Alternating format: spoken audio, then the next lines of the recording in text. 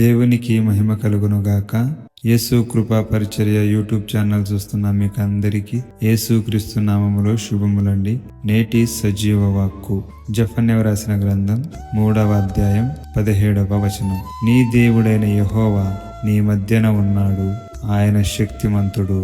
ఆమేన్. ప్రియులారా, ఈ వచనం మనకి గొప్ప ఆదరణను ఇస్తుంది. ఇది దేవుని ప్రేమను, దయను, శక్తిని మరియు మన మధ్య నడుస్తున్న అనుబంధాన్ని తెలియజేస్తుంది. నీ దేవుడైన యెహోవా నీ మధ్యన ఉన్నాడు అంటే మనం ఒంటరిగా లేమని, యెహోవా దేవుడు మనతోనే ఉన్నాడని ఈ వాక్యం మనకు తెలియజేస్తుంది. ఆయన శక్తిమంతుడు అంటే యెహోవా పరమశక్తిమంతుడని, ఏ సమస్యకైనా ఏ సవాలుకైనా పరిష్కారాన్ని అందించగలడు అని ఈ వాక్యం చెబుతున్నది. ఈ వచనం మన ధైర్యాన్ని పెంచుతుంది.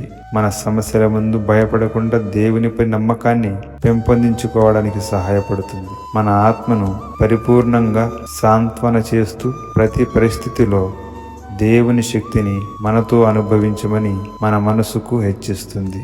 ఆమేన్. ఈ వాక్యం మన అందరి జీవితంలో నెరవేర్చునుగాక. ఆమేన్.